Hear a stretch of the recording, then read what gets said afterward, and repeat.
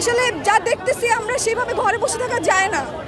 আমাদের যতগুলো চিৎকার শুনি তখন আমাদের প্রত্যেকের কান্না পায়। আমি জানি না কোন বিবেকে গিয়ে পুলিশগুলো এভাবে গুলি করে আমাদের ভাই বোনদের মারছে।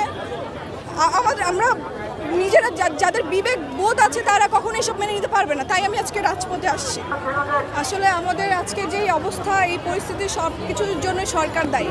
সরকার যদি তার ক্ষমতা ঠিকভাবে ব্যবহার করতে তাহলে আজকে আমাদের এই আন্দোলনে এসে দাঁড়াতে হতো না এবং আমাকে এই ব্যানার নিয়ে দাঁড়াতে হতো না যে সরকারের পদত্যাগ চাই।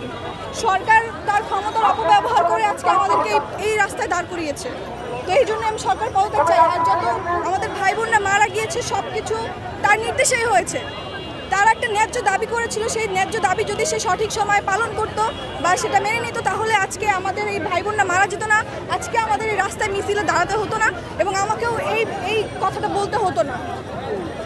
সরকার তার ক্ষমতা সঠিকভাবে ব্যবহার করতে পারে নাই। আমরা